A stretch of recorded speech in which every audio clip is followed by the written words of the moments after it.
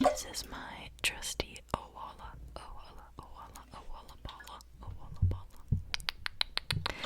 It is my all-time favorite water bottle I've ever tried. If you heard all the stuff about the mold problem with them, it is literally just because people don't clean this piece regularly. If you just clean it every couple months, you're fine. I've never. This is a newer one, but I had one for the longest time, and it literally never got gross because I washed it. Some people don't wash their water bottles. That's a personal problem.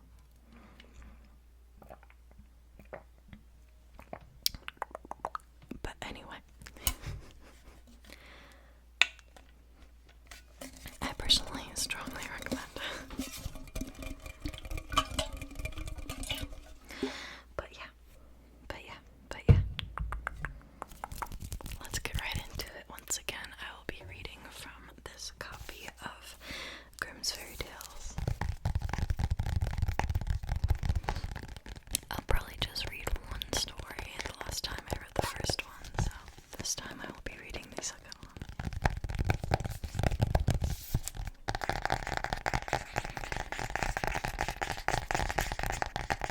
This book has really cool illustrations also.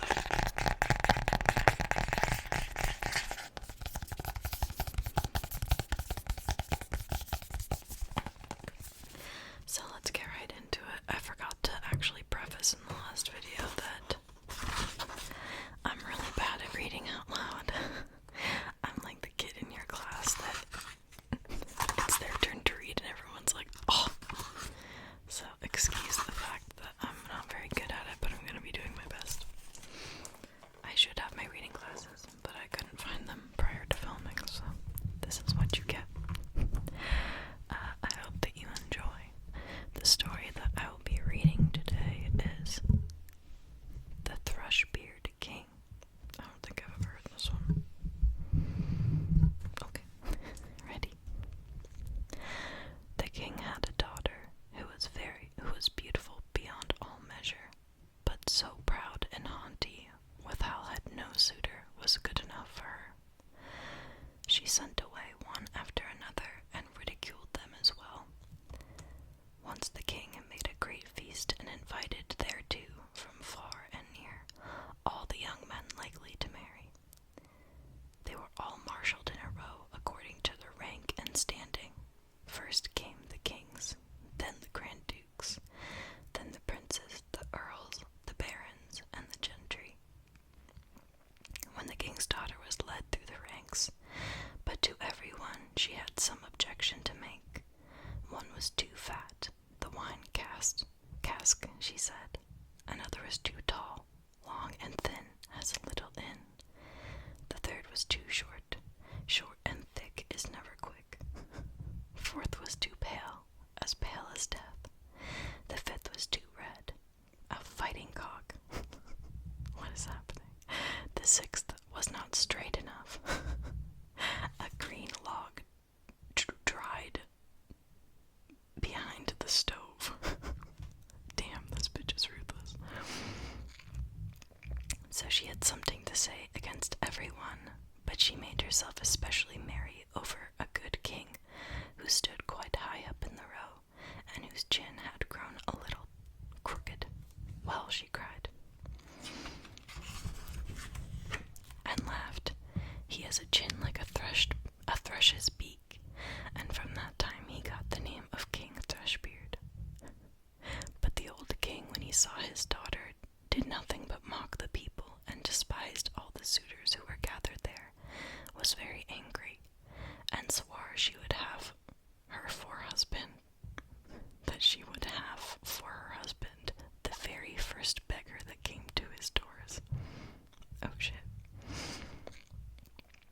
A few days afterwards, a fiddler came and sang beneath the windows, trying to earn a small alms. When the king heard him, he said, "Let him come up." So the fiddler came in, and in his dirty ragged clothes, and sang before the king and his daughter. And when he had ended, he asked for a trifling gift. The king said, "Your your song has pleased me so well that I will give you my daughter there to wife." The king's daughter shuddered, but the king said, "I have taken an oath to give you to the very first beggar man, and I will keep it." All she could say was in vain. The priest was brought, and she had to let herself be wedded to the fiddler on the spot. When that was done, the king said, "Now it is not proper for you, a beggar woman, to stay any longer in my palace. You may just go away with your husband." Damn dead. The beggar man led her out by the hand, and she was obligated to walk away on foot with him. When they came to a large forest, she asked, "To whom does this beautiful forest belong?" "It belongs to King Thrushbeard. If you had taken him, it would have been yours. An unhappy girl that I am, if I had but taken the King Thrushbeard." Afterwards they came to a meadow, and she asked again, "To whom does this beautiful green meadow belong?" "It belongs to King Thrushbeard. If you had taken him, it would have been yours." "Ah, an unhappy girl that I am, that I had not taken the King Thrushbeard." When they came to a large town, and she asked again, "To whom does this fine large town belong?" "The king. It belongs to King Thrushbeard. If you had taken him, it would have been yours." "Ah, unhappy girl I am, if I had but taken King Thrushbeard." "It does not please me," said the fiddler, "to hear you always wishing for another husband. Am I not good enough for you?" And then here is the first picture of the story. Or illustration is the right thing.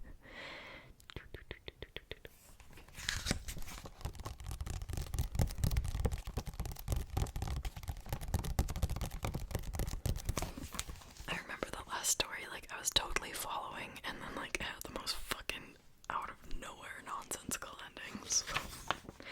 Let's see where this ends up, shall we? Okay, we're getting back in position. At last they came to a little hut, and she said, "Oh goodness, what a small house. To whom does this miserable, mean hovel belong?" The fiddler answered, "This is my house and yours, where we shall live together." She had to stoop in order to go in at a low door. "Where are the servants?" said the king's daughter.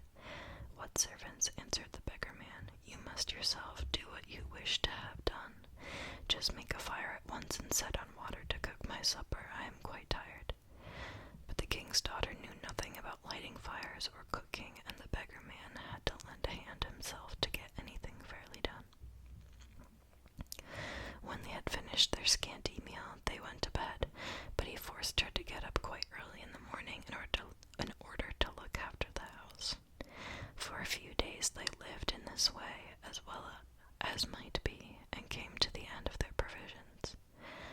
Then the man said, "Wife, we cannot go any longer eating and drinking here, and earning nothing. You must weave baskets." We went out, cut out some willows, and brought them home. Then she began to weave. But the tough willows wounded her delicate hands. "I see that this will not do," said the man. "You had better spin. Perhaps you can do that better." She sat down and tried to spin, but the hard threads soon cut her soft fingers, so that the blood ran down. "See," said the man, "you are fit for no sort of work. I had made a bad bargain with you. Now I will try to make a business with pots and earthenware. You must sit in the marketplace and sell the ware."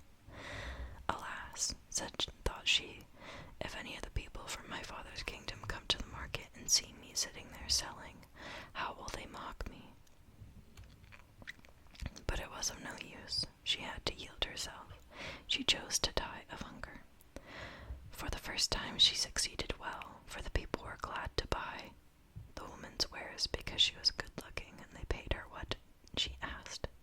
Many even gave her the money and left the pots with her as well. So they lived on what she had earned as long as it lasted. When the husband bought a lot of new crockery, with this she sat down in the corner of the marketplace, set it out round about her ready for sale. But suddenly there came a drunken hussar galloping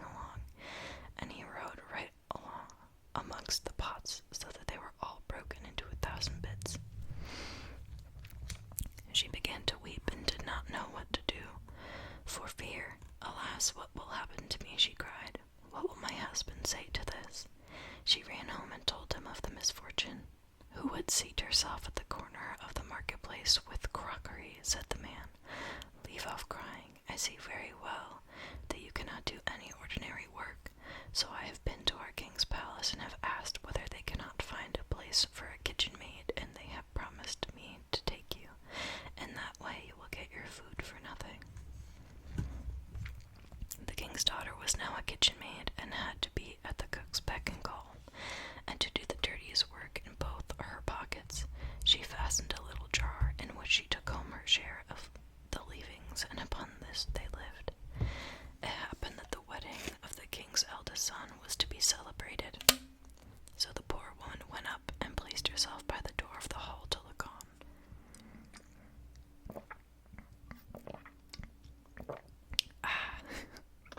When all the candles were lit, and people, each more beautiful than the other, entered, and all was full of pop and splendor, she thought of her lot with a sad heart.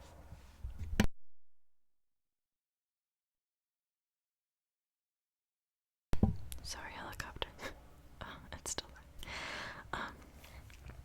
And cursed the pride and haughtiness that had humbled her and brought her to so great poverty. The smell of the delicious dishes which were being taken in and out reached her, and now and then, and the servants threw her a few morsels of them.